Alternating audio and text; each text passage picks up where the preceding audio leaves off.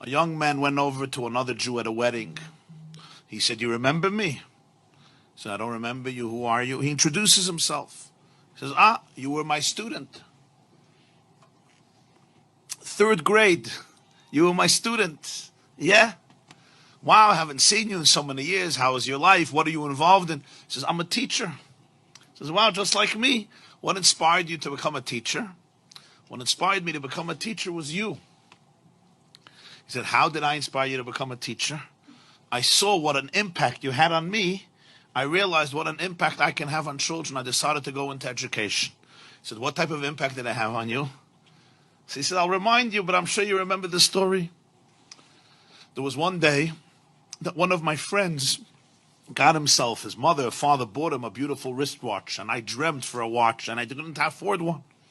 So I decided to steal his watch. He had it in his pocket. I took his watch, I stole it. He came into class, he saw that somebody stole his watch.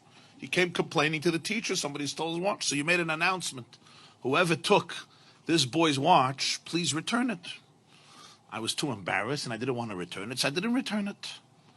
So you locked the door and you said, "I'm going to have to line everybody up and empty their pockets in order to get back the watch."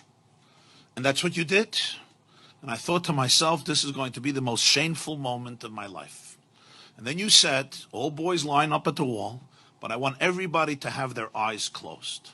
Everybody's eyes must be closed."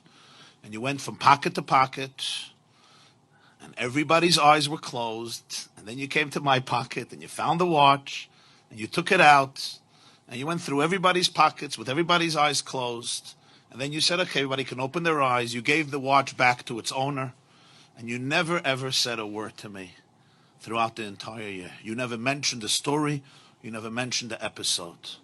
And when I thought to myself how you saved my dignity that day, instead of being stereotyped as a ganev, as a thief, as a shakran, as a liar, as a no-goodnik, as a despicable child, you really saved my soul. You saved my dignity. And you never mentioned a word, not only to anybody else, not only to the owner, but even to me. It happened, it's over. I understood the message.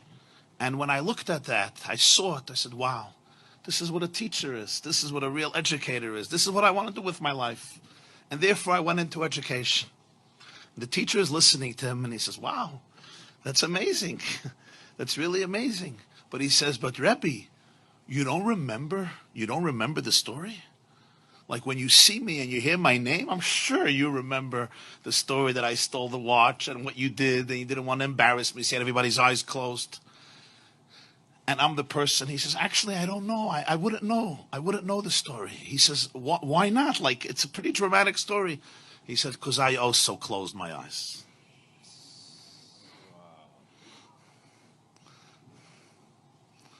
So I want to bless you and bless all of us that we should be able to be such leaders, such teachers, such parents, such educators, such mashpiyim, to be able to be there for people in this way.